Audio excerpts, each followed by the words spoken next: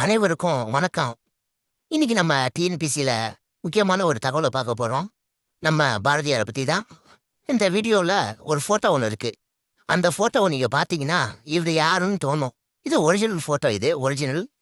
இந்த ஒரிஜினல் ஃபோட்டோவில் இருக்க ஒரு பேர் தான் கனகலிங்கம். இந்த பூணூல் சம்பவத்தை பற்றி தான் இப்போ எக்ஸ்ட்ரா தகவல் உங்களுக்கு நான் சொல்ல போகிறேன்.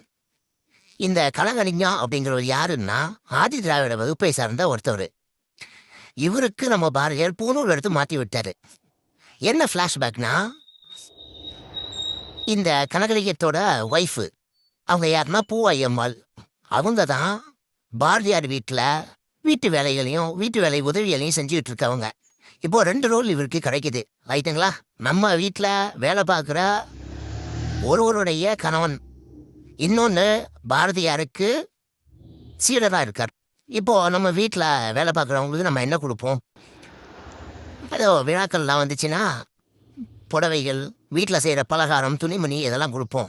ஆனால் நம்ம பாரதியார் வித்தியாசமாக யோசித்து என்ன பண்ணியிருக்காரு, அவரோட புருஷனுக்கு, அதாவது இவருடைய சீடு இருக்குது, 2 பேரும் ஒன்று தான், கனகலிங்கம். பேரை மறந்துடாதீங்க, ரொம்ப ரொம்ப முக்கியம். கனகலிங்கம் இவருக்கு தன்னோட பூநூலை கொடுத்துருக்காரு.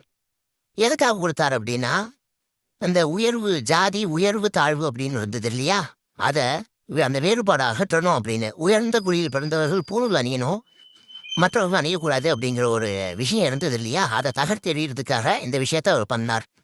அடுத்த வீடியோவில் அவங்கள சந்திக்கிறேன். வணக்கம்.